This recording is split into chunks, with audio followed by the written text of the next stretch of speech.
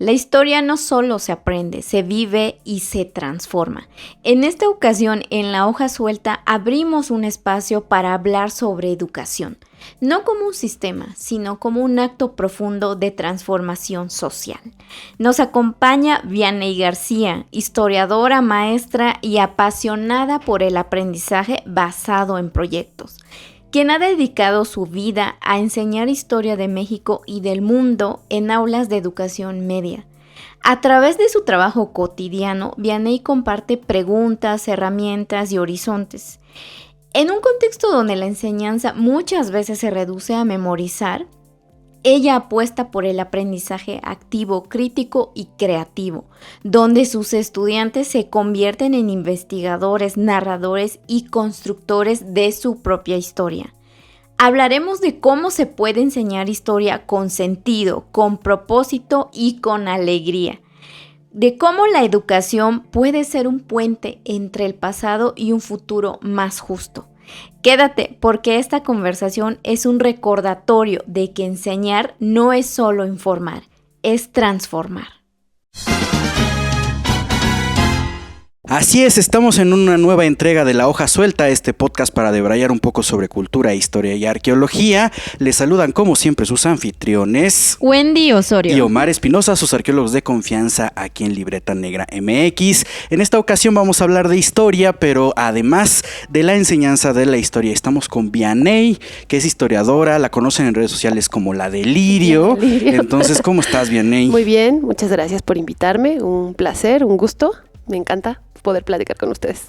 Pues ya, es que este tema lo hemos tratado, pero sabemos que pues no acaba, ¿no? En un episodio de podcast, por ejemplo, que estamos haciendo de La Hoja Suelta, pues no es suficiente. Siempre hay que poner estos temas sobre la mesa y que pues yo creo que a la mayoría de quienes están viendo este episodio les va a recordar ciertas cosas, ¿no? Su paso, por ejemplo, quizá por las aulas de secundaria o de la prepa o de la primaria, particularmente con la clase de historia. Entonces, hay que ponerlo sobre la mesa. Gracias, Vianey, por estar aquí. Y es que además hay que comentarlo de inicio, ¿no? Mucha gente, sobre todo en México, hay que puntualizarlo, contextualizarlo, le empieza a gustar la historia justo desde las clases que tenemos, porque tenemos historia, pues básicamente en todos los niveles educativos, claro. Primaria, secundaria, yo doy clases en preparatoria y entonces todavía llegan pues el alumnado y me dice, ¿por qué seguimos viendo historia? Además son los mismos temas.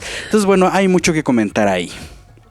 Claro, porque a veces hay cosas que están en manos de los profesores. Bueno, ustedes que están justo en esta área haciendo este trabajo, ya me dirán hasta qué punto ustedes tienen, ¿no? Poder de decisión respecto a las temáticas y eso.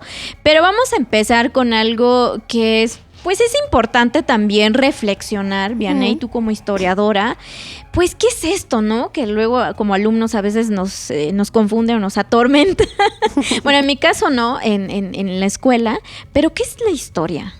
Híjole, yo creo que precisamente la historia es de esas preguntas más difíciles, ¿no? Que vamos a encontrar debates académicos interminables, pero creo que todo historiador, así como todo docente, pues parte precisamente de un concepto de historia, ¿no? Y a mí me gusta siempre decirles a los chicos que es una narrativa y que esa narrativa tiene posturas políticas, posturas sociales y que a partir, digamos, de esa narrativa ellos van a poder explorar el pasado de una forma, desde una perspectiva y que así van a encontrar muchísimas narrativas, ¿no? Y esas narrativas van a transformar no el pasado, sino la manera en que contamos el pasado. Entonces a mí me gusta partir como de esa idea, sobre todo porque pues en la escuela partes de libros de textos que tienen una narrativa específica, una perspectiva política. Entonces me gusta tener como ese concepto, no tanto como definitivo, sino para no hacerlo rebuscado, difícil, accesible para ellos, ¿no? Que entiendan que es algo que vamos a leer, es una forma de observar y leer el pasado, y entonces ahí le voy entrando. Y algo que quería decir hace ratito, es cierto que la escuela te hace que te guste la historia, pero también hace que te disguste. Puede ser, ¿no? Puede ser que odies la historia precisamente por la clase de historia. Sí, y ahí también la cuestión del desempeño del propio profesor o del programa también, ¿no? Son varios factores ahí que pueden determinar que nos vayamos al lado oscuro o tal vez no. Pero yo creo que también esto que nos cuentas, ¿no? De que sea como una pregunta que detone y que contribuya a reflexionar, ¿no? Que estas narrativas se construyen desde diferentes aspectos, pero que tienen que ver con nosotros, ¿no? Claro. O sea, tampoco es ahí de que, bueno, nada más hay que aprobar la asignatura y ya, ¿no? Nos olvidamos. Yo creo que debe ser un proceso en este aspecto de la enseñanza, pues ya nos contarás más adelante, sí. Complejo, pero claro. Bueno, hay que hacerlo, ¿no? Finalmente. Sí, porque hay que darnos cuenta que no solamente se trata de una construcción personal, de si te gusta una materia o no, también conlleva un proceso de memoria, que puede ser construcción del individuo o de una colectividad, y dentro de esta colectividad pues también vamos a estar dependiendo o jugando en un tablero estratégico que muchas veces no observamos, que es un proceso histórico que incluye, por ejemplo, un estado-nación, o lo que llamamos tradicionalmente como países, que pues muchas veces no nos pasa por la mente que lo que llega a nuestros materiales, a lo que llega a nuestra percepción pública, pues no es así como que digas toda la historia. Es un tema escabroso a veces porque claro. no lo solemos hablar mucho y por eso se generan muchas confusiones a veces, sobre todo ahora en el mundo en el mundo virtual, en las redes sociales. Claro. Decían, pero es que yo leí una vez que en 1500 no sé qué sucedió algo, pero luego llega alguien más, un arqueólogo, un historiador llamado Omar, dice, no, pero eso no es cierto porque tal cosa, y entonces se hace una cosa bien grande. Pero aquí la pregunta es, ¿por qué justo si existe todo esto, pareciera que hay dos o más percepciones de la historia de que tienen los académicos o la academia, lo que se ve en la escuela, lo que se ve en los libros, lo que se ve hace 100 años, pero por qué justo la materia de historia es de las materias básicas en el sistema educativo? Porque pues básicamente lo tenemos pues en todos los niveles. Desde cuarto de primaria. Tiene una conexión además, o sea, sí hay una recurrencia, cosa que a veces no sucede tan de cerca con otras materias, pero esta sí es como ir subiendo escaloncitos, ¿no? Entonces, ¿por qué, en tu opinión? Porque además el contexto es que Vianney da clases en educación básica, en escuela pública. Entonces, esto es importante discutirlo y ver desde dónde estamos dando los pasos, porque eso nos hace tener una claridad de con qué estamos trabajando y hacia dónde queremos llegar. Claro, pues sí tiene que ver con la formación del Estado, digamos, ¿no? Crearle una identidad al Estado y pues qué mejor en la educación pública, ¿no? Al mismo tiempo que se están conformando los estados, pues se está consolidando la educación pública, ¿no? Eso es algo muy, muy importante, sobre todo para pensar las materias que se van a dar, ¿no? Historia, pues es esa búsqueda de respaldar al Estado. Sin embargo, yo siempre escucho esas críticas muy radicales, ¿no? No, la escuela es una prisión y todo es ideologizante. Bueno, pero a ver, si han estado en una escuela pública se darán cuenta que el control es imposible. Y todos tenemos autonomía, ¿no? Es decir, si tú te colocas frente a un grupo, obviamente tienes un temario. Obviamente tienes que hablar porque pues los niños van a ser evaluados, van a presentar exámenes para la universidad, para la preparatoria, pero siempre hay un resquicio de libertad, ¿no? La manera, el tema está. La cosa es cómo vas a abordar el tema, ¿no? Desde qué lugar, desde qué crítica, desde qué pensamiento. Si bien es cierto, pues lo que se busca es respaldar los valores del héroe blanco heterosexual, ¿no? Yo siempre les digo, pero digamos, con la escuela, la nueva escuela mexicana ha habido un giro, sí ha habido un cambio, sobre todo en historia. Digamos, el temario que más se reformó fue el temario de historia. Hay unos temas que no estaban incluidos, como las infancias. Hay un tema muy bonito en primer año, yo no doy primero, yo siempre doy segundo y tercero, pero el temario de primer año tiene grupos sexodiversos, ¿no? Tiene las infancias, las mujeres, tiene después se incorporan en tercero, por ejemplo, el tema de la evolución, que durante los gobiernos, pues con una perspectiva fuertemente neoliberal, abiertamente neoliberal, desaparecieron la teoría de la evolución en la materia de historia, cuando es algo que es fundamental, ¿no? Pero en esta idea de, pues, no pensar el cambio, de creer que esta cosa orgánica de la sociedad siempre ha sido así. El mundo siempre ha sido así, no tiene por qué cambiar. Entonces yo creo que sí podemos hacer una crítica a los programas, a los planes, porque siempre van a partir de un gobierno, siempre van a partir de un Estado, pero la verdad es que es imposible vigilar a todos los maestros de historia. O sea, es algo que no sé, tú entras a tu salón y si tú eres un profesor que tiene conciencia política de lo que está haciendo en el aula, pues tú vas a decidir qué discurso vas a reproducir. Y no todos la tienen, eso es cierto, ¿no? No todos los maestros tienen esta conciencia social de yo desde el feminismo hablo, yo desde la izquierda, yo desde la derecha, porque hay profesores de historia abiertamente de derecha, ¿no? Pero, digamos, el Estado no está vigilándote, ¿no? O sea, ese discurso de esta prisión escolar es un discurso muy padre, muy incendiario, de gente muy radical que nunca ha estado en la escuela pública, ¿no?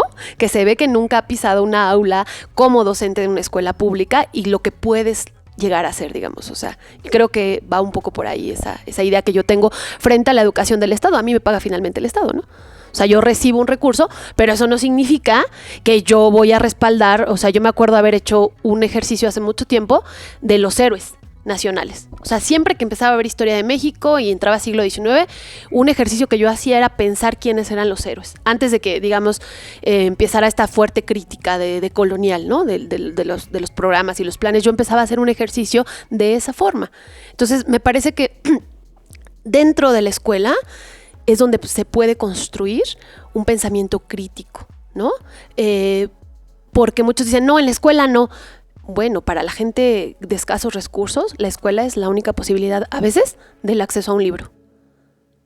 Porque no lo hay en otros espacios, ¿no? Bueno, es ahí para ir. Exactamente. Tenemos que tomar en cuenta, por supuesto, ¿no?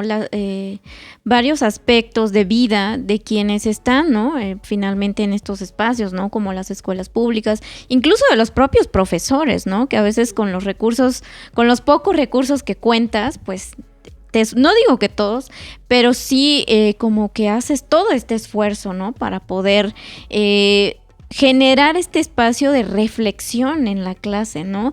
Que yo creo que con las infancias es muy importante hacerlo porque estamos en un proceso de formación, ¿no? Pues para todos los que pasamos por ahí, por supuesto, ¿no? De que muchas veces los profesores sí van a marcar el camino que vamos a seguir profesionalmente hablando y también otros aspectos personales de la vida, ¿no? Entonces, y el otro aspecto que también mencionas, ¿no? Esta crítica que luego hay sobre que la sociedad a veces se enciende, ¿no? Con estas cuestiones de que se está fomentando ciertas ideologías, ¿no? En el aula y que los niños van a salir en fin, por un ejemplo, sí. Pero si estaba en la Constitución, ¿cómo no van a salir comunistas? Sí, pero aquí es importante mencionar, y es un tema que también hemos hablado con otros colegas del nicho antropológico, histórico, el propio quehacer, la propia investigación, estas narrativas que derivan, ¿no? Quizás de estas investigaciones históricas o antropológicas, pues finalmente tampoco responden a una situación neutral, ¿no? O sea, hay ideologías en varios aspectos que generamos nosotros como seres humanos, que pertenecemos a ciertas comunidades, sea académicas, institucionales, en fin, ¿no? Entonces, eso también es importante reflexionarlo, ¿no? Por eso, y esto, de cierto modo, nosotros pues también lo vamos a compartir, pues en este caso, ¿no? Ustedes que están frente al grupo, pues también, o sea, tampoco puedes llegar y dar esta idea, ¿no? De la historia con fechas y nombres y ya, ¿no? O sea, realmente eso creo que no dice mucho de la complejidad que somos como sociedad, como especie, ¿no? Entonces... Y que además ya ni siquiera se da clases de historia dando fechas sin nombre. No, es una cosa espero pasado. que ya no.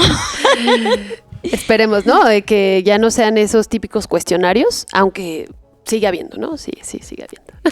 Sí, y bueno, también aquí es momento de aclarar por qué tenemos este programa justamente con Vianney, porque como ustedes la conocen bien en redes sociales también, le han dado seguimiento que sube muchas veces los resultados que tienen sus clases. Sí. Entonces, Vianney tienes una forma de trabajar que a veces es a partir de proyectos, a partir de una reflexión muy puntual de un tema, sobre los intereses propios del alumnado. Entonces, la pregunta aquí cabe de cómo es que fomentamos una visión crítica sobre la historia, siendo una materia básica, siendo ahora que estamos dándonos cuenta de una materia fundamental en la generación del individuo y por supuesto de la sociedad.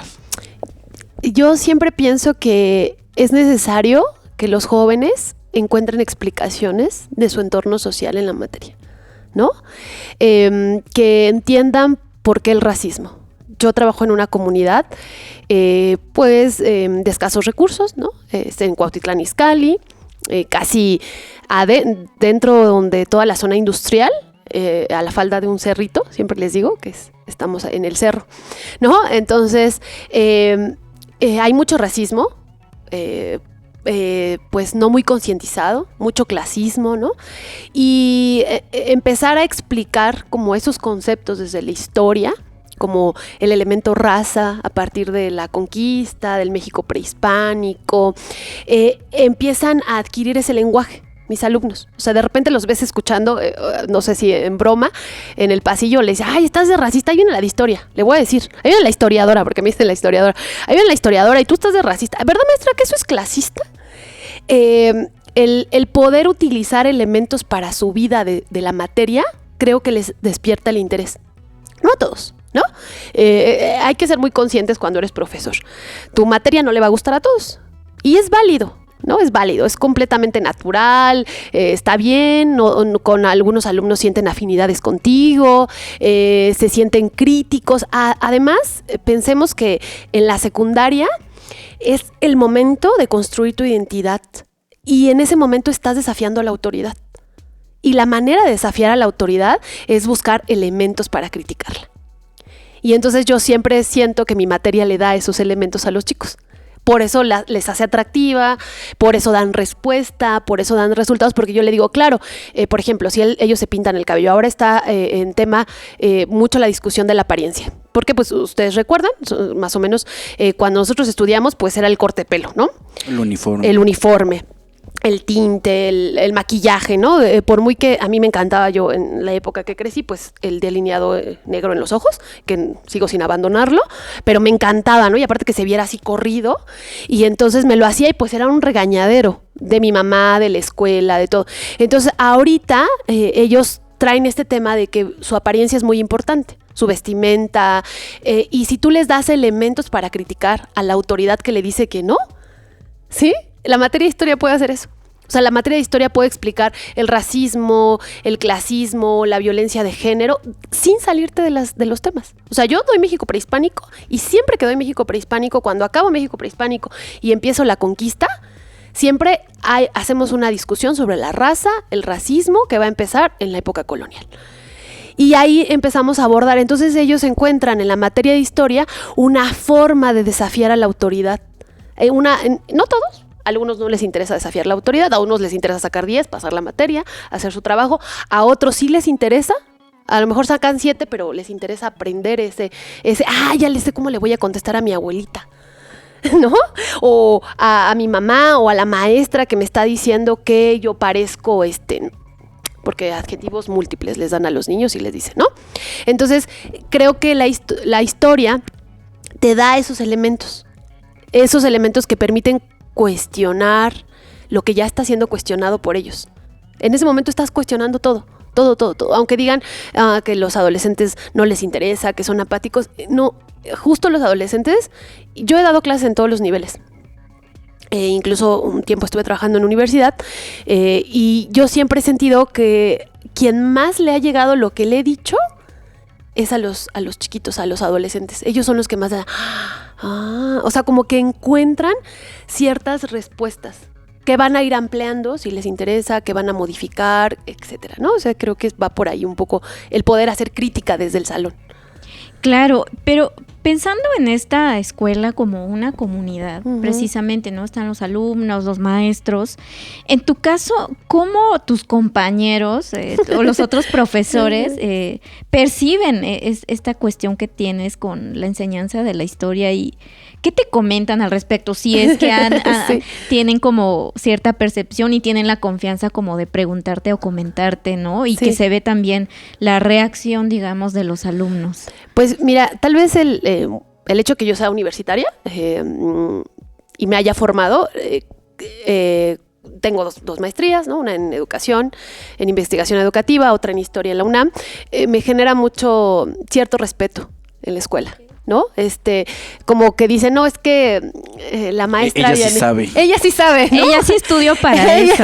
Ella sí sabe, ¿no? Ay, bueno, es que incluso las mismas compañeras, ¿no? Es que es la historiadora, bueno, es que ella le gusta eso, ¿no? Ella incluso me escuchan, o sea, es un grupo colegiado en su mayoría de mujeres, liderada por 2 varones, que en esos temas todavía estamos ahí, hay más directores varones que mujeres, pero la mayoría somos mujeres de diferentes edades. O sea, estamos las muy jovencitas de 20 y tantos años, las de medianía edad, de entre los 30 40, y las maestras ya que sobrepasan la tercera edad, ¿no? Que están en la tercera edad. Entonces, tengo, a pesar de que muchas formas son distintas de enseñanza en cada una de las edades, yo considero que mis maestras que trabajo con las que trabajo y trabajamos siempre tienen como ese, es que ella sabe, lee mucho.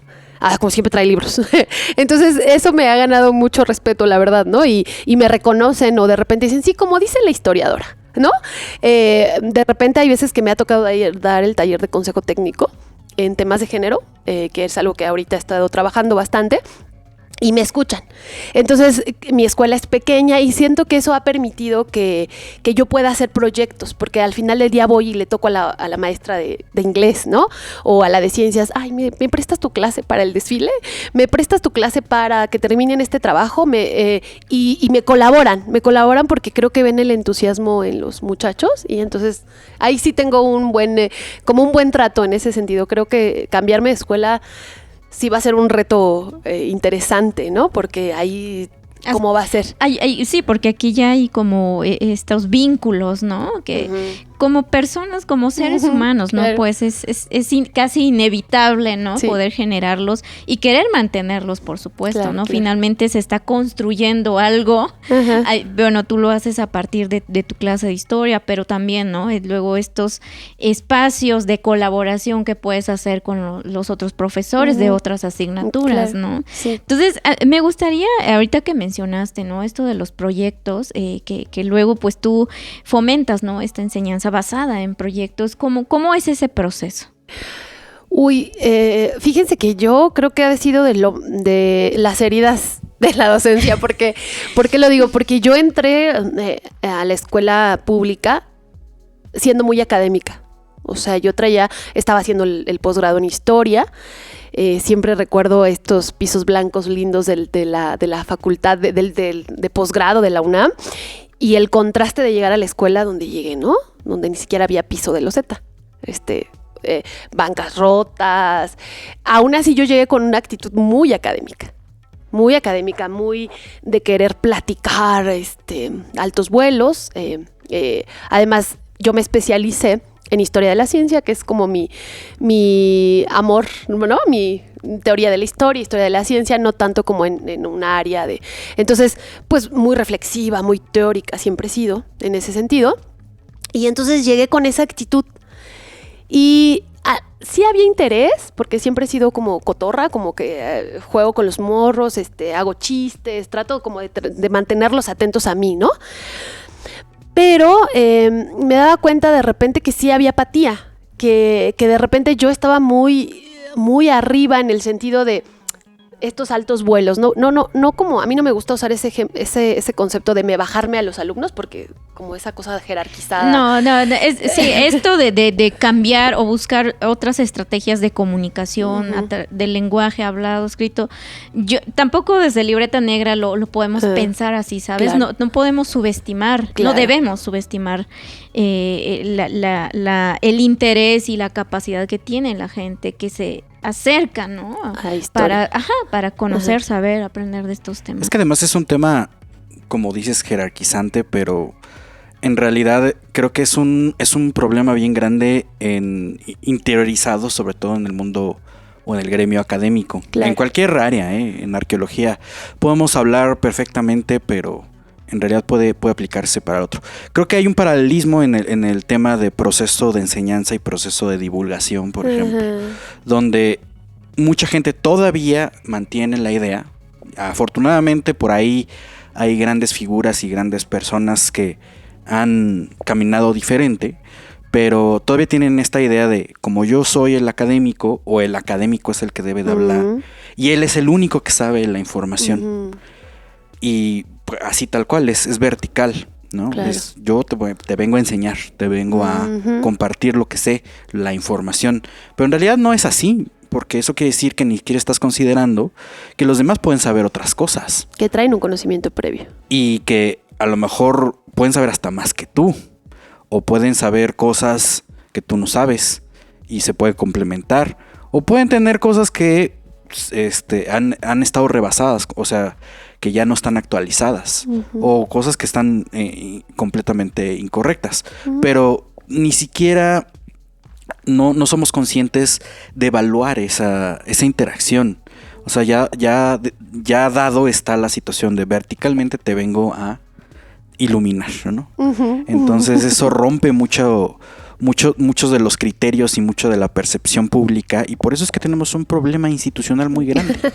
Gente de arqueología y de historia, de ciertos institutos que tienen eso en sus nombres. Claro. No diremos más. Pero creo que eso es un problema muy, muy grande.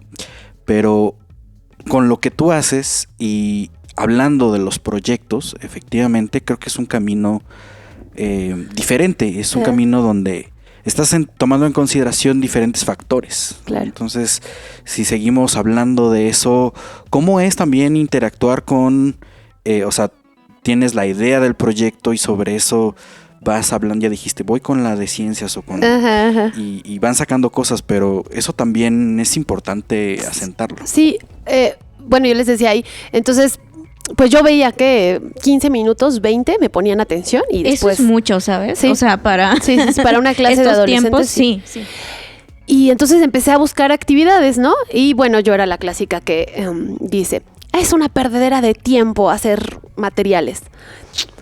Es un desarrollo de habilidades impresionantes, yo les diría, cuando dicen eso, ¿no? Ahora, pero en ese momento yo lo decía. Entonces, hubo momentos en los que... me vi a mí misma y dije, creo que tengo que cambiar. Y eso es algo que cuesta mucho trabajo, la verdad. Cuesta mucho trabajo y dije, bueno, el espacio para discutir mis grandes vuelos académicos es el posgrado y ahí lo voy a dejar. Y entonces prácticamente como traen este de TikTok, cambio de piel y tengo que cambiar de piel para dar clases porque no es lo mismo, ¿no? ¿Cómo voy a hacer que estos chicos les interese? Tengo un largo trayecto de la escuela donde trabajo a mi casa, prácticamente 1 hora y media de vuelta. Manejando. Entonces, esas largas horas de manejo me sirvieron para reflexionar un montón, porque a veces me iba llorando, ¿no? Porque decía, ay, ¿por qué no les interesa? Sí, la frustración, ¿no? Que yo creo que es una mezcla de pensar que tenemos este aval y estos títulos, ¿no? Que nos respaldan como especialistas en los temas. Ajá, claro. Y eso es suficiente, ¿no? Entonces, quienes tienen el problema son los otros. Sí, que ellos son los ignorantes, no les gusta, claro, no saben. O sea, tienen que... Sí o sí, ellos tienen que cambiar eso, ¿no? Pero creo que eso no es ver la realidad como es, ¿no? Eso no es ver la realidad y yo siempre les digo a los maestros, es que el de 10, qué bueno, sí, es un niño extraordinario, le ponen atención en casa, pero pues él te va a poner atención porque está buscando una calificación. Que además es es uno a veces en un grupo de 20, ¿no? Ajá. O dos, cuando mucho. 2, 3, hasta 5, ¿no? Por grupo, pero bueno, mis grupos son más o menos de 35, a pesar de ser una escuela chica, las secundarias todavía en el turno matutino tienen grupos hasta de 60 alumnos, ¿no? Entonces, bueno, en esas crisis, pues hice algunas actividades, empecé con un zompantli. Y el zompantli, pues la onda era que tú hicieras una calavera de un personaje histórico, ¿no?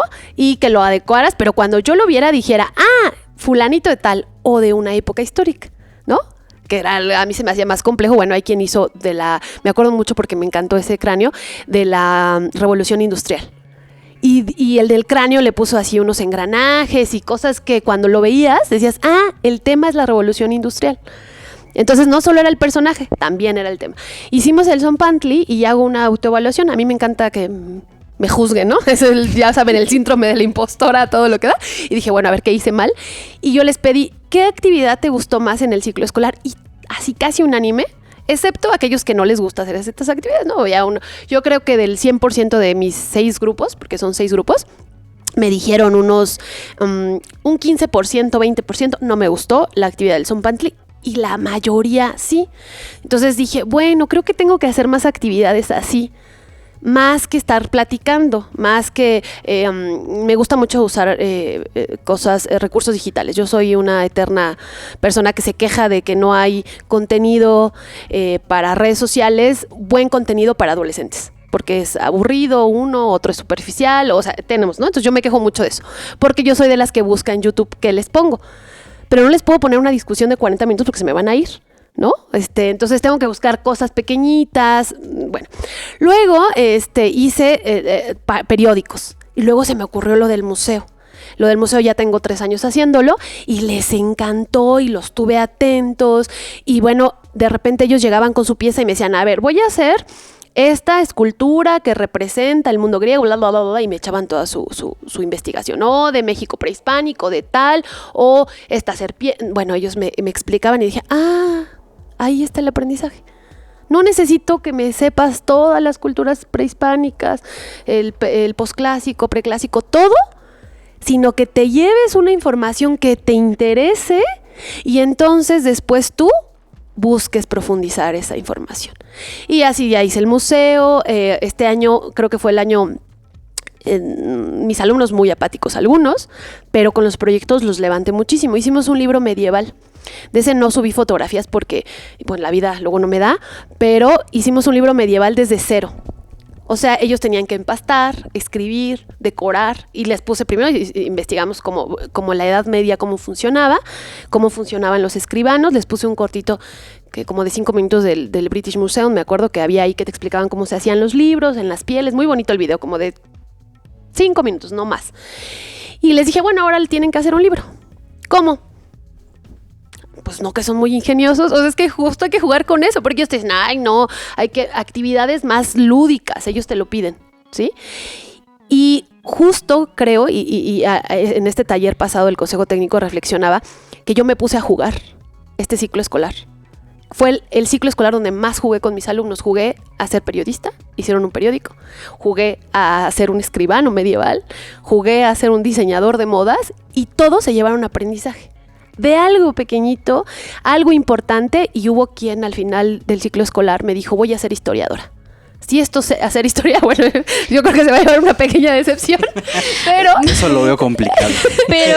Pero me imagino que también, bueno, en tu caso particular, el fomentar, ¿no?, esta cuestión, pues, crítica, reflexiva, analítica, considerando, ¿no?, que pues también son niños, o sea, preadolescentes o adolescentes, Uh-huh.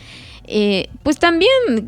Por ejemplo, en mi caso, quizá hubiera tomado otras decisiones o hubiera enfrentado la realidad de haber estudiado, en mi caso, arqueología, si hubiera tenido como esta base de lo que es la realidad, ¿no?, de esa profesión. Entonces, a lo mejor quienes se van a encaminar, ¿no?, hacia la historia o áreas afines, que era lo que mencionábamos hace un momento, ¿no?, de que el impacto que pueden tener los profesores en las decisiones que toman, pues, las personas. Uh-huh. Entonces yo creo que no, quien seas sigue el camino teniendo en cuenta todos estos panoramas, y pues siempre es posible encontrar otros caminos o generar los propios, ¿no? Es difícil, hay que decirlo, pero es posible. Yo creo que tú eres un ejemplo también gracias.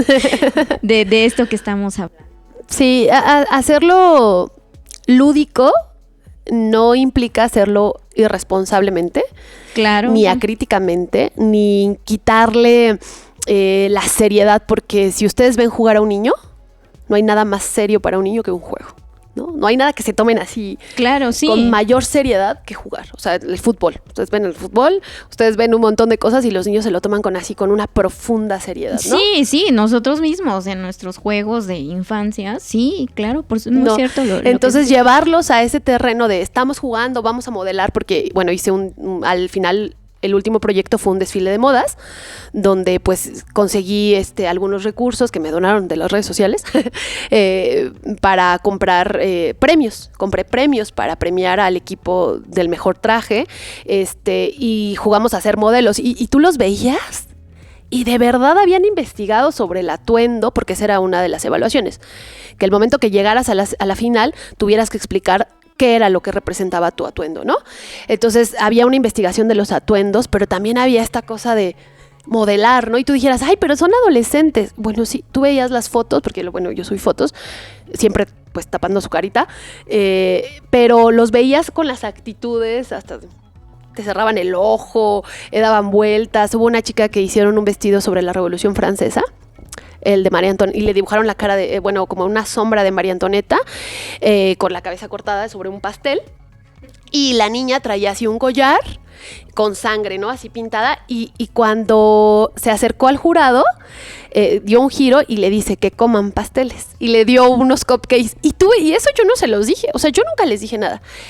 Al final, cuando cerramos el proyecto, les dije, bueno, ¿por qué será que hacemos estos proyectos tan buenos? Dice una niña, estamos así platicando ya en los últimos días que no haces nada. Y se acerca, pues la verdad es que junio ya no hacemos nada, pero bueno. Dato para la SEP. Dato para la SEP, ya por favor, libérenos. No, pero imagínate, si se enfurecen con un mes de vacaciones, se nos vienen encima. Bueno, ahorita hablamos de eso. Entonces me dice una niña, ¿por qué será que con la historiadora, porque soy la historiadora, hacemos tan buenos proyectos? Pero viendo como las fotos del desfile. Y yo no podía responderle. Y voltea a otra niña y le dice, es que ella nos da libertad. Y yo así como de, ¿elabora más tu respuesta? Sí, maestra, es que usted nos dice, de lo que quieras. Aquí está el tema. Aquí está, el desfile de modas era todas las épocas históricas. Entonces tú elige qué época quieres. ¿Cómo quieres hacerlo? Maestra, ¿esos materiales sí? ¿Te funcionan?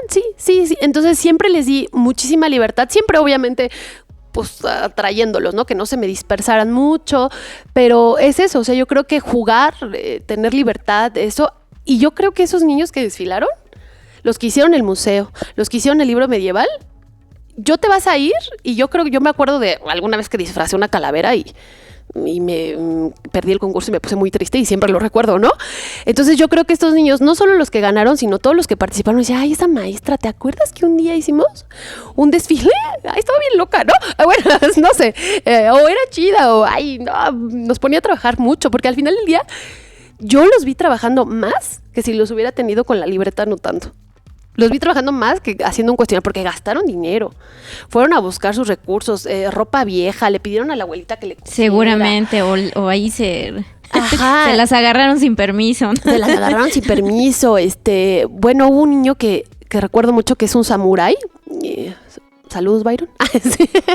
Hizo un trabajo, Byron no me hacía mucho caso, ¿no? Era medio disperso, de repente sí discutíamos, tenía buena atención, pero cuando estaba haciendo su samurái, era el sujeto más comprometido del mundo, ¿no? O sea, y lo vi, y luego ya, pues lo descalifican, y voy a la biblioteca, tenemos una pequeña biblioteca, y le digo, ¿qué pasó? Y dice, yo di todo en ese traje, maestra. ¿No? Y lo vi tan desanimado que me había sobrado un poquito de recursos y todavía compré algunos audífonos para aquellos que no fueron premiados, pero que yo vi que habían hecho un gran esfuerzo. Entonces le hablo al lunes regresando, porque eso fue una actividad de un jueves, cercana al consejo técnico, y digamos, no los vi. Y regresó el lunes y le digo, Byron, toma, te dejaron un premio, ¿no? Ay, maestra, de veras, le digo, sí, y te lo voy a dar no porque a lo mejor fuese el mejor, pero lo que hiciste estuvo muy bien y te felicito, ¿no? O sea, esta idea de que darse cuenta que él investigó sobre el samurái, cuando estaba desfilando tenía la actitud, ya es un conocimiento que se va a ir, a lo mejor un día va a tener más interés por la cultura, por la época, no sé, ahí yo creo que es... Por eso son importantes los proyectos. Difíciles, sí, muy difíciles.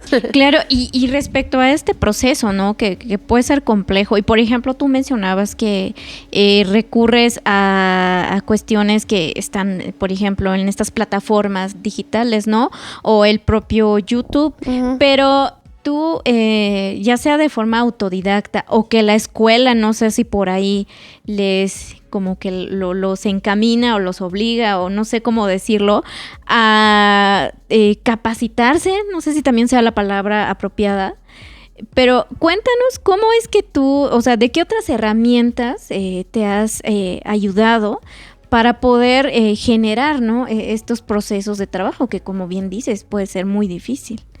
Pues, híjole, no tenemos así como que nos obligan a capacitarnos. Hay muchos cursos, yo suelo hacer cursos, pero... De manera autodidacta, ¿no? Sí, es mucho curso, hago mucho curso que te promueve la SEP. El problema de esas actividades que luego te ofrecen, pues son actividades que se ve que las diseñó alguien que investiga, pero no que da clases, ¿no?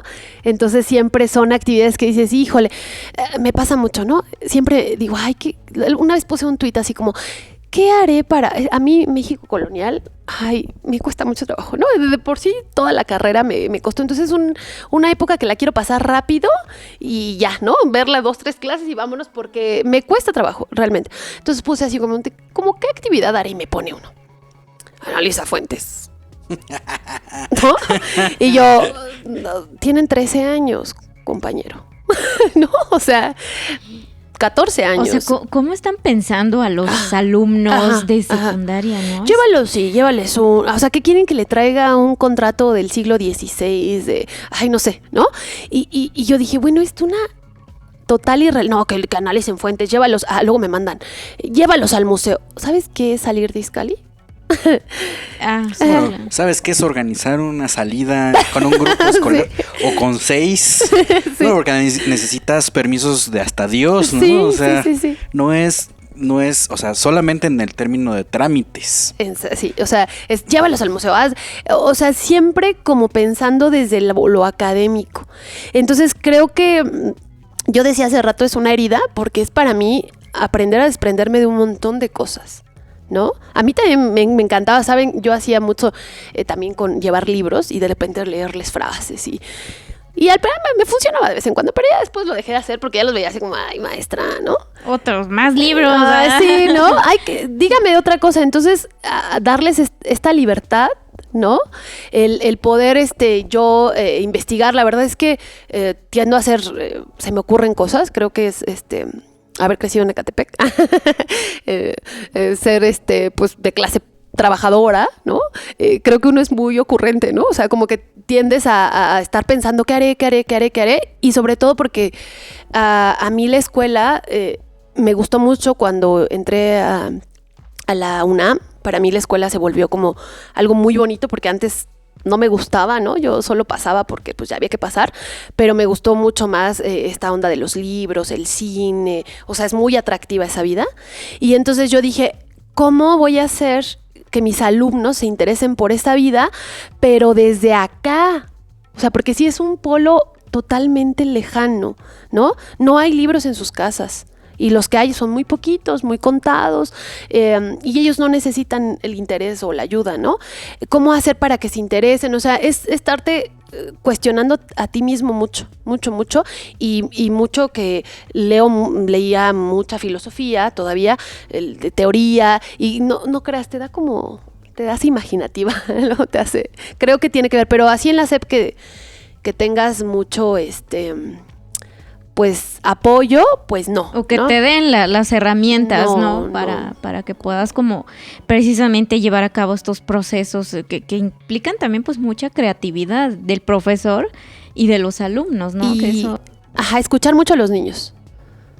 O sea, yo creo que escucharlo mucho, escucharlos, darles el valor de es capaz, es listo, sabe, me va a decir, me va a enseñar. El ejercicio de autoevaluación a mí me sirvió para darme cuenta que no me estaba sirviendo como maestra y que sí, ¿no?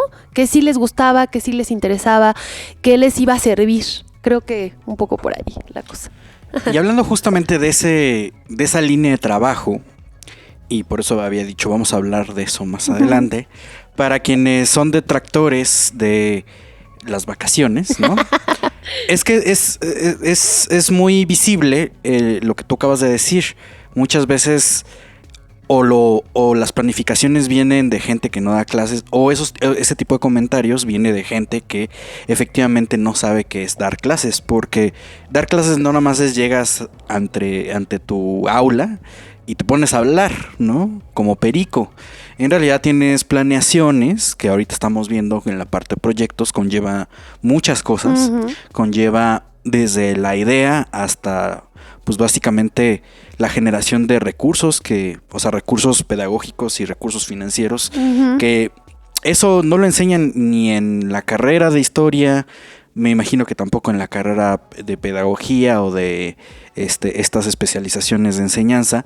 O sea, son cosas que uno va desarrollando en el camino, uh-huh. Íntegramente en el camino, porque sabes hacia dónde va tu salón de clases, ¿no? Uh-huh. Es decir, podemos pensar así, ¿no? Pues tienen muchas vacaciones y luego ya no hacen nada los maestros. Que claro, hay de todo en la viña del Señor, pero en realidad creo que los resultados, conforme se han dado y son visibles, implican 2, 3, 4, 5 veces más trabajo que nada más llegar y dar una charla. Entonces creo que eso es importante considerarlo también, porque como vemos, ¿no? A lo largo de lo que nos has contado, muchas veces no existen los apoyos. Es decir, para gente que no está habituada al ámbito educativo, tienes instituciones que validan los estudios, ¿no? Entonces, tradicionalmente está la SEP, la Secretaría de Educación Pública. En otros niveles tienes la UNAM, uh-huh. Ya sobre todo preparatoria, licenciaturas, posgrados. Y estas instituciones, además de validar el estudio, te dan un temario. Es decir, sí o sí tienes que dar 1, 2, 3, 4, 5, 6 temas. Uh-huh. Y sobre eso te dan a lo mejor líneas, ¿no? Entonces en este tema, en esta unidad, tienes una actividad, es buscar fuentes. Dices, bueno, en la unidad 2, hacer otra cosa, ver una película o lo que sea. A veces las propias instituciones, incluyendo ya el nivel básico, es decir, ya la escuela con la dirección te dice, pues sí tienes que cumplir eso y pues es recomendable que además hagas de más, ¿no? Pero a veces no contemplan esto, es como de llévalos al museo, pero así como de con qué autobús, con qué permisos, ¿no? En qué logística y demás. Y cuando tienes este tipo de planeaciones que incluyen proyectos que no son, pues como lo acabamos de escuchar, no son cosas que digas, no, pues cortando revista sale, uh-huh. Implica que tú tienes que gestionar más cosas, tienes que, pues literalmente generar recursos de donde, o sea, ingeniártelas pues para pronto, ingeniártelas de donde salga, para llegar a un resultado que es que haya una aprehensión de un conocimiento. Pero es que además, una cosa es, como SEP te digo, aprende estos temas, y otra cosa es, chamaco, aprendí esto porque me interesa. Entonces, son cosas que no parecen que estén así separadísimas, pero en realidad hay una distancia bastante grande. Entonces aquí, justo, con toda tu experiencia, la pregunta es, ¿qué es lo que hace falta para generar ese tipo de interés en la enseñanza de la historia, o este impacto, mejor dicho? Justo cuando platicábamos sobre las preguntas, yo pensaba, hacen falta tantas cosas, pero lo que más hace falta de verdad, es escuchar el interés genuino de las infancias, ¿no? Ellos tienen interés por aprender. O sea, hay un niño que te va a decir, y este coche, y te va a decir todos los modelos y los años y el surgimiento de la Chevrolet y de porque hay un interés por aprender. O sea, creo que uno de los grandes problemas, y lo veo ahora mucho en Twitter, no sé si Twitter ya se está haciendo viejo y nosotros con él. Sí, ya nos estamos haciendo viejos. Esas cosas funcionan así. Sí, envejecen y entonces ves a la gente criticando a los jóvenes, a los chiquitos, a los jóvenes que fuimos nosotros también, ¿no? Y que recibimos todo tipo de críticas sobre la música, el peinado, las perforaciones, lo que ustedes quieran, juzgándolos. Y quieren llegar a hablar con un adolescente y pues no los escuchas. O sea, ellos tienen intereses genuinos de aprender sobre el pasado, pero es algo que a ellos les gusta, es algo que a ellos les interesa.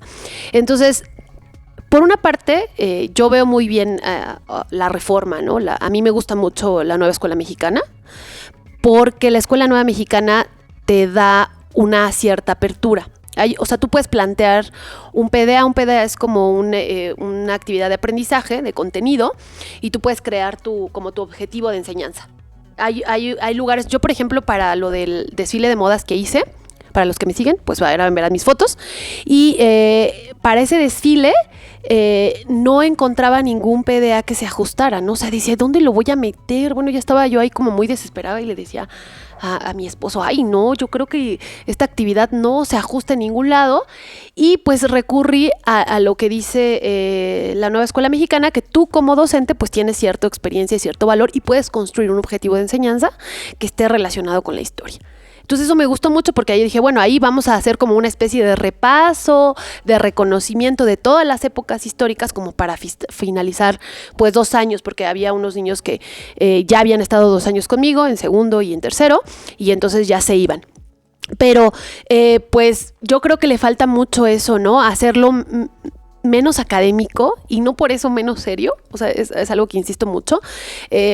Quitarnos mucho ese de que vamos a llegar y como muy al estilo universitario, ¿no? Voy a hablar y el muchacho va a notar, porque bueno, ya no sé, ya ni siquiera en la universidad los chicos tienen esa atención, ¿no?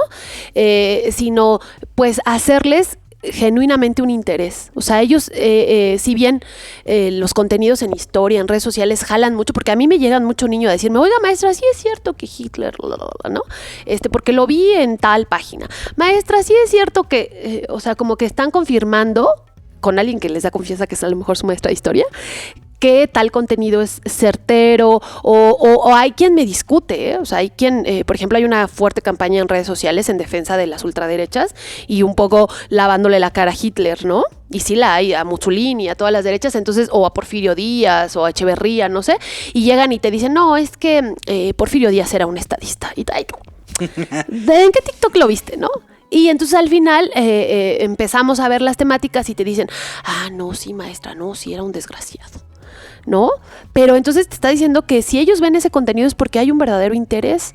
Solo que yo siento que tienes que adecuar, que tienes que ser más flexible, quitarnos mucho esta losa pesada que traemos de la historia académica, ¿no?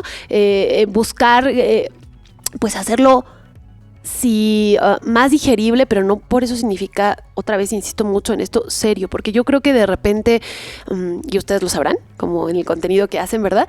La gente siente que porque uno hace redes sociales, porque uno hace divulgación, porque uno hace enseñanza de educación básica, eres menos listo, o menos capaz, o no te alcanzó para la academia. No tienes cabida en la academia. O no tienes cabida porque eres un mediocre. Bueno, yo hice un tweet que se hizo una polémicota ahí de 6,000 likes y no sé qué tantas discusiones, que no paraba, ya llevaba 3 días en Funa, y muchas de las cosas era diciéndome, eres una mediocre, tú no te alcanzó a ti, por eso criticas. O sea, yo nunca estaba diciendo que no me alcanzó, que era la que quería. Hay gente que me decía, pues es que me acuerdo de un tweet de alguien que un montón de gente sigue, y me puso, es que yo soy lista, así.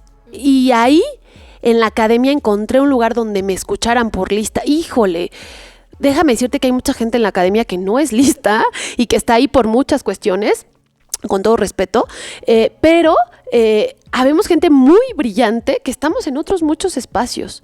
y y si no fuera por nosotros, por los docentes que hacemos que les interesa la historia, por los contenidos de divulgación, bueno, la historia se quedaría en libros que nadie va a leer, en artículos que a nadie le va a interesar. O sea, al final del día te terminan diciendo los niños, maestra, es que a mí me interesó la Revolución Francesa. ¿Me podría recomendar un libro? Eso es lo que uno está buscando. Maestra, a mí México prehispánico, o sea, les vuela la cabeza, ¿no?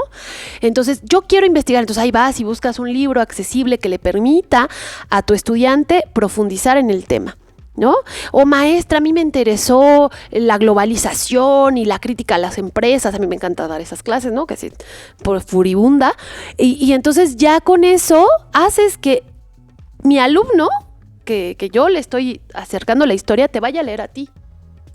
O sea, creo que eso es muy, muy importante, pero tenemos esta aura, ¿no? Aquí de, es que soy brillante y entonces levito, ¿no? Levito en el mundo y entonces la gente, soy superior a todos, nadie me entiende, todos son unas bolas de ignorantes. En eso estoy de acuerdo. Es difícil a veces entender los libros. ¿No? Sí, bueno, sí, hay veces que es difícil, eso sí, ¿no? Por supuesto, ahorita que mencionabas, ¿no? Que el tema de las culturas antiguas, o bueno, esas que llamamos prehispánicas, siempre ha sido taquillero el tema. Lo hemos visto, ¿no? Desde nuestro quehacer y más a través de Libreta Negra MX. Pero fíjate, tú mencionabas, ¿no? ¿Qué libros recomiendas? Luego no está tan fácil, más pensando en alumnos que son, pues, adolescentes, ¿no? Uh-huh. También, ¿no? O sea, realmente el lenguaje que se usa en muchos de estos libros, que además confunden, ¿no? Esta cuestión de la difusión y la divulgación. Y muchos piensan que ya publicado el libro, pues ya hicimos esa tarea, ¿no? De comunicar nuestro trabajo. Pero no, éntrale a estas estrategias de comunicación, el lenguaje, que es totalmente diferente a hablarle a un nicho académico que a diversas personas, ¿no? Que tienen otra más cuando formación. Son niños y niñas. Es que, por supuesto, ¿no? Yo pienso que eso es mucho más complejo y lo digo porque hemos pasado por ese proceso de romper estos moldes, de quitarte, ¿no? Como lo que decías, esta losa que tienes de formación en la escuela y enfrentar el mundo real. Sí. Claro, para quienes queremos, ¿no? Pues hacer algo en estos espacios, ¿no? Como son las redes sociales. Miren, ahí les va un facto. Venga. Pueden ser muy brillantes en academia, pero no le saben al tralalero tralala ni al tum tum sahur. Entonces, yo tengo mis dudas. Yo tengo mis dudas. ¿No? Es muy, muy, muy importante eso que dices, ¿no? Entre los mismos nichos académicos, pues a veces ni te entiendes entre colegas, ¿no? ¿Quién sabe qué está haciendo aquel? Cierto. De ese tema no lo sé. Entonces, uno como maestro, uno en la divulgación, porque finalmente ser maestro es ser divulgador de la historia, ¿no? Porque tienes un público extraordinario. O sea, yo cada año tengo 200 alumnos. Cada año, ¿no? Y es una escuela pequeña. Hay escuelas donde tienes hasta 60 por grupo, de 3 grupos, casi te avientas 300 chamacos, ¿no? Entonces, no a todos les va a interesar, como digo, pero sí va a haber quien va a continuar esa línea, quien te va a buscar, quien te va a decir, maestra, es que quiero saber sobre esto, quiero conocer sobre aquello. O sea, siempre va a haber ese interés, pero sí tienes que acercarte a ellos, o sea, saber acercarte a ellos en un lenguaje, pues, no rebuscado, no barroco, ¿no? No barroco, de términos muy complejos, porque no te van a agarrar. O sea, incluso los temas del feminismo, los temas de la raza, de la clase, yo soy muy partidaria de hacerlos reflexionar en esos temas porque, pues, Izcalli tiene el índice más alto de feminicidios. Sí. Más alto de feminicidios en el Estado de México y en el país, ¿no? Es el municipio donde desaparecen porque pues hay fronteras y a Querétaro, etcétera. Entonces, esos temas son importantes y se pueden abordar desde la clase de historia. O sea, les puedes explicar su entorno desde la clase de historia, buscarles estos hilitos de hacia dónde me lleva estas críticas clasistas, ¿no? ¿Por qué vivo así el mundo? ¿No? Incluso, ¿no? O sea, yo incluso pensaba eso, o sea, mucho de mi explicación es porque nosotros reflexionamos sobre el pasado. O sea, yo siempre les digo, ¿qué es el momento de la reflexión sino una mirada hacia el pasado? Porque hasta para reflexionar en tu vida cotidiana, ¿no? Claro. ¿No? Para reflexionar en tu vida cotidiana necesitas haber generado una distancia, un lapso, ¿no? Y entonces no les ha pasado, yo les digo siempre, no les ha pasado que de repente dicen, híjole, ¿por qué hice eso? Y entonces empieza a haber una reflexión sobre el pasado. Ahí está el interés. Ahí, entonces vamos a reflexionar, pero sobre un pasado colectivo, mucho más amplio. Entonces ahí yo creo que va por ahí la cosa.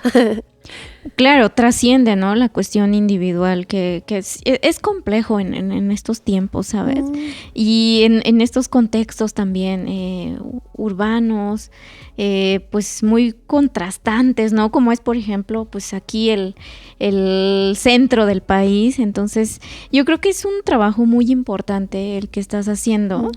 Y pues también, volviendo al tema de los libros, luego nosotros nos dimos cuenta en el proceso que también es bueno leer de todo, ¿no? O sea, como ir más allá del libro académico, que no, o sea, no demerito, por supuesto, el logro que tienen muchos, no puedo decir que todos, pero también otras literaturas. Eso yo creo que fortalece mucho esta parte creativa, ¿no? Claro. Que nos conecta mucho más como personas, ¿no? Y ya conformar finalmente estas comunidades.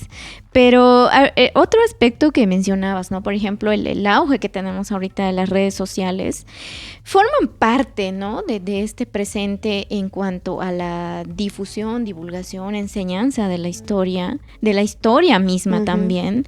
Pero y en unos años quizás sigan presentes, quizá otras redes, ¿no? Otros medios digitales, pero ¿tú cómo ves el futuro, ¿no?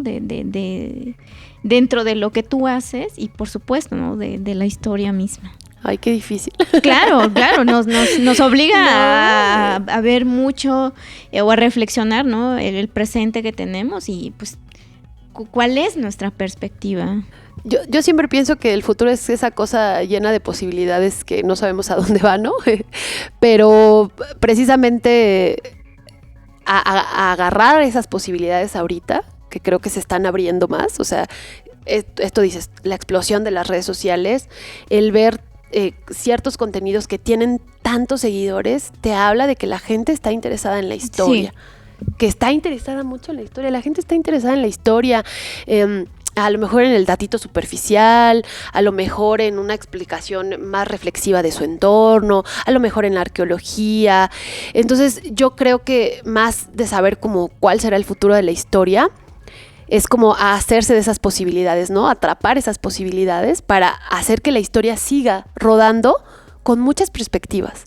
O sea, que no haya un discurso unilateral, ¿no? O sea, yo creo que eso es lo más peligroso de la historia. O sea, que solo haya un discurso que viene fuerte y efervesciente de las derechas, ¿no? Que haya esta diversidad de discursos, que puedan conocer distintas perspectivas y que esas perspectivas estén abiertas a todo el público, que no sea la historia de unos cuantos en un espacio cerrado donde, pues, 3 te leen, otros 3 no, unos dicen que te leen y ni te leen, ¿no? O sea, que sea algo muchísimo más abierto y creo que un poco más plural. El INER sacó un libro, en el que yo participé, que se llama Historia para Quiénes, y este libro pues es como muchas narrativas, son varias historiadoras, varias historiadoras escribiendo sobre diferentes temas. A mí me tocó ahí escribir sobre enseñanza de la historia y estos temas de ¿para quién hacemos la historia? ¿No? Creo que eso es algo que los historiadores nos deberíamos, los arqueólogos, antropólogos, todos, ¿para quién hacemos lo que hacemos? ¿Para qué? Sí está bien, se ha pensado mucho, sí hay que seguirse pensando, pero sí es para quiénes. Entonces, ¿para qué tanto conocimiento si no va a llegar a nuestros jóvenes, ¿no? A nuestros chicos. O sea, yo creo que eso es lo que necesita este futuro de la historia, más apertura. Claro, llegar en ese momento de cuestionarnos puede ser muy frustrante. Pero es importante porque quizás es el inicio del salto que vamos a dar, ¿no? Sí. Y que, como dices, tenemos que hacerlo porque el futuro pinta a que ya no puede haber nada más una tradición académica, ¿no? Enseñando y hablando de historia. Exacto, que no deshacernos de la tradición, pero sí transformarla, ¿no? Es que ahí están las otras, ¿no? Ahí están las otras formas de pensar, las otras comunidades, y reclaman ese justo lugar, ¿no? También. Entonces, escucharlos. Yo creo que también es el camino, como decimos aquí. Escucharlos. Híjole, pues creo que con esa gran reflexión vamos a cerrar este programa, ¿no? Se nos consume el tiempo, no por ello es un tema menos importante. De hecho, solo es una reflexión superficial al fin, y sí. Hay muchas cosas más que se tienen que tocar, seguir trabajando, porque el sistema educativo y la enseñanza en una sociedad es quizá lo más importante dentro de ese propio núcleo social. Entonces, y la historia está ahí por diferentes razones. Ahora vemos que hay otro camino, solo hace falta que más gente lo vea, lo valore, lo siga. Muchas gracias, Vianey. No, gracias a ustedes. Para que la gente no se quede con las ganas de dónde puede ver, pues de repente esas fotos de esos proyectos, dónde te pueden seguir. Pues, y a lo mejor preguntar también la gente que dice, yo quiero hacer eso. Sí, otros profesores, ¿no? Bueno, tengo mis TikTok también, ahí la Delirio. Si lo buscan, mi Twitter, donde constantemente me funan, que es Desierto Delirio, y bueno, esas son como las redes que tengo. Y en el TikTok, pues, trato un poco de hablar de contenidos de historia, porque me gustan. A veces le tengo todavía miedo, fíjense, ya voy a ser más constante, pero sí ahí un poco me pueden encontrar, y pues muchas gracias por invitarme, un placer. Ha sido muy amena y muy reflexiva esta conversación. Esperemos seguir, ¿no? También generando más comunidad aquí, y pues por supuesto comunidad de Libreta Negra MX. No se les olvide seguirnos también en todas las redes. Estamos en Facebook, TikTok, Twitter, X. Estamos también en Instagram. El contenido de YouTube, por supuesto, compártanlo, denle like a y pues recomienden también todos los contenidos de Libreta Negra MX, que cuenta mucho. Gracias. Así es, pues bueno, con eso nos despedimos esta ocasión. Vamos a seguir hablando de otros temas relevantes, y por supuesto siempre les decimos que no se les olvide que cultivamos memorias. Nos vemos la siguiente semana con otro gran tema. Gracias. Bye. Bye. Buenos días, buenas tardes y buenas noches, por si no nos vemos. Seguimos cultivando memorias en la hoja suelta. No olviden compartir este podcast para generar más conversaciones. Deja un comentario o like para conectar contigo. Califícanos en esta plataforma. La hoja suelta es una producción de Libreta Negra MX, Wendy Osorio y Omar Espinosa. Síguenos en redes sociales. Cultivamos memorias.